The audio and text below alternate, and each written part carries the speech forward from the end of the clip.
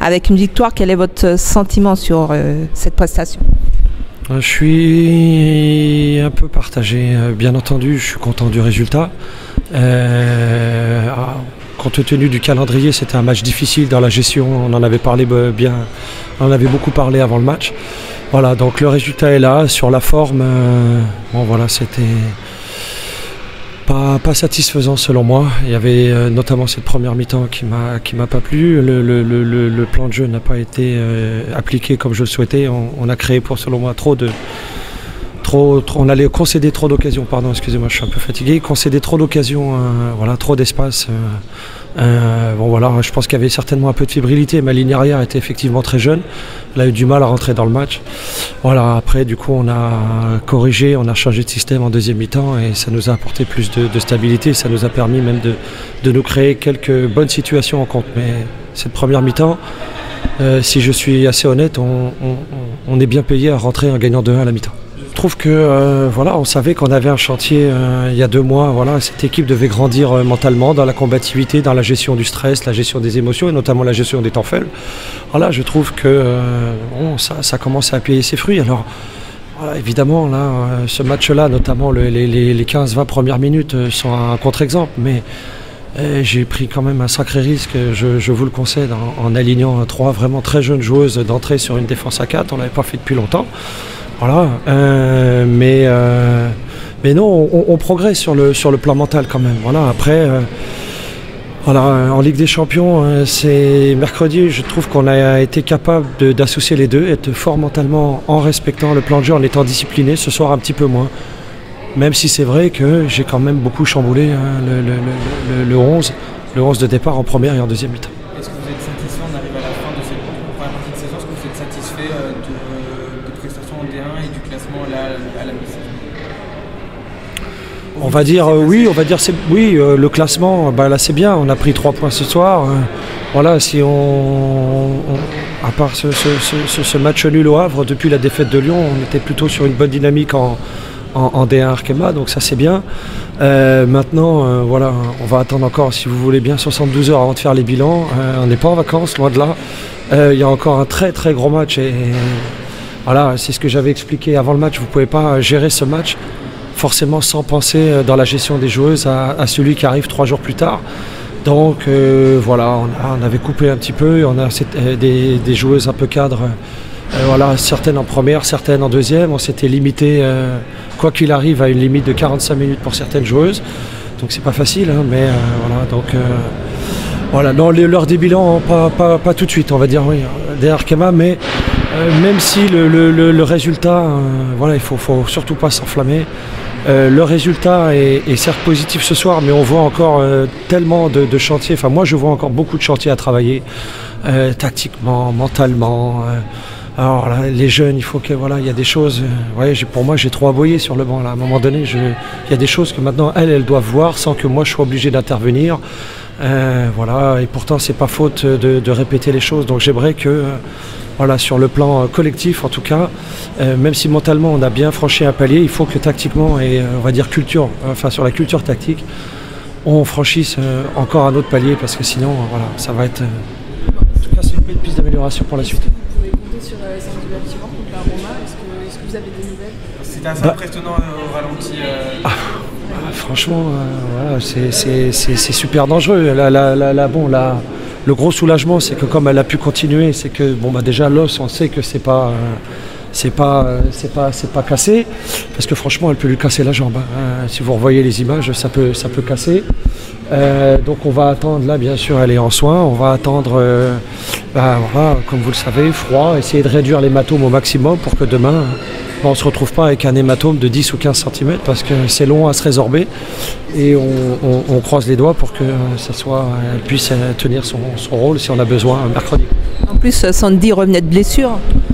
Oui, elle venait des 30, voilà, donc elle n'était pas supposée finir le match. Voilà, malheureusement, le dernier changement, ça devait être elle, mais Ramona a senti une douleur au niveau des ischios, donc c'est elle. Voilà, et puis à la fin, bon, voilà, À la fin, elle a même fini arrière gauche parce que Tara a eu du mal à finir avec ses crampes. Mais bon, écoutez, on va voir demain. Là, elle avait l'air d'être plutôt soulagée une fois que la peur du contact avait été. Maintenant, c'est à chaud. Donc, on verra demain matin. C'est là qu'on verra l'étendue de l'hématome.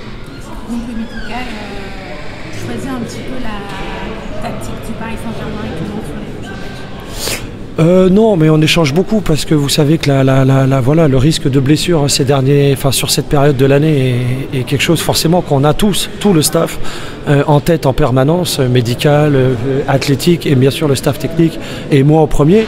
Et sur les retours de blessure, voilà, on sait que j'ai des limites. Voilà, j'ai des feux verts parce que je pousse forcément pour qu'elles reviennent. Mais voilà, donc là, il y avait par exemple jeudi en Ligue des Champions, Sandy, on avait le feu vert pour 30 minutes. C'est pour ça qu'elle est rentrée. Elle n'est pas rentrée avant la 60e. Comme on a pu avoir des rentrées, des fois de Ramona, si vous vous souvenez, avant, juste de 15 ou de 30. Voilà, ça c'était des consignes médicales. Après, c'est à moi à jongler et à trouver la bonne stratégie en fonction des feux verts qu'on me donne ou pas. Mais la bonne nouvelle, c'est que Ramona a quitté le match était titulaire. Ouais, voilà, bon si, j'espère là aussi que ça va pas être, que c'est juste une petite contracture, qu'elle a fait une petite pointe et voire simplement un peu de fatigue et que c'est pas plus que ça. Donc voilà, là pour le coup on n'a pas pris de risque à sortir, mais on a failli finir le match à 10 quand même. On voit Marie-Antoine Katoto aussi qui reprend ses marques, qui est de plus en plus en forme. Après 1 an et demi d'arrêt, on voit qu'elle, à chaque match, de plus en plus, elle performe. Son évolution est top. Voilà, je trouve qu'elle est même plus rapide que ce que j'escomptais. Elle revient bien, elle retrouve des bonnes sensations petit à petit. Il faut encore une nouvelle fois souligner aussi les efforts et le travail qu'elle fait. Franchement, il y a un énorme travail de l'ombre. Elle s'est donné les moyens d'avoir cette évolution positive.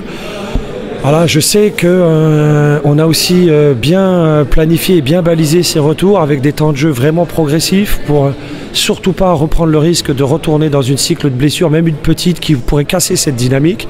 On a eu peur à un moment donné quand elle est revenue de l'équipe de France que la blessure le casse cette dynamique. Non, voilà, il y a eu une gestion intelligente même des deux côtés, d'ailleurs de là-bas aussi, il faut les remercier pour ça.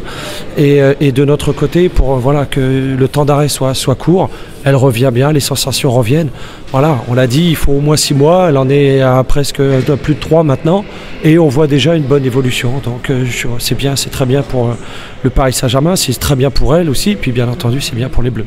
Vous parliez de travail mental, est-ce que vous avez un coach mental ou bien c'est vous aussi et les filles aussi qui font ce travail individuellement ? Pour l'instant, on l'a pas, c'est planifié. Voilà, on a eu une première dans la réflexion que nous avons dans la restructuration du staff. Voilà, il y a une première étape qui vient d'être faite. Une nutritionniste vient de nous rejoindre. Shirley Cruz, tout le monde le sait, vient de me rejoindre dans le staff technique.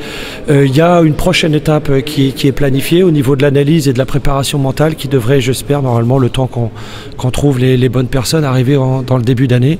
Voilà, et on a des steps comme ça pour essayer de se structurer humainement, puisqu'on va aussi se structurer sur le camp d'entraînement avec l'arrivée de Poissy. Donc on voudrait toujours que ça aille plus vite, bien entendu, moi le premier, mais quand même, voilà, il y a des dossiers qui avancent et on a souvent reproché au Paris Saint-Germain de ne pas avoir des fois de prendre des décisions trop vite ou de faire des choses. Là pour le coup, je peux vous dire que c'est pas le cas. Dans toutes les sections du club d'ailleurs, toutes les décisions sont stratégiques et mûrement réfléchies. Et voilà, donc ça prend un peu de temps, mais voilà, il y a une vraie planification, il y a une vraie restructuration. Voilà, on m'écoute, voilà, je veux amener cette équipe féminine avec au moins ce que je considère un staff et des structures qui nous permettent de travailler en conformité avec les ambitions du club. Et là, on veut les amener pour que moi aussi je puisse vraiment mettre ma méthode en place, qui n'est pas pour l'instant encore tout à fait le cas. Mais on avance, voilà, on avance et on se structure et l'évolution est plutôt bonne. Mais il y a encore beaucoup de travail, bien sûr. Merci.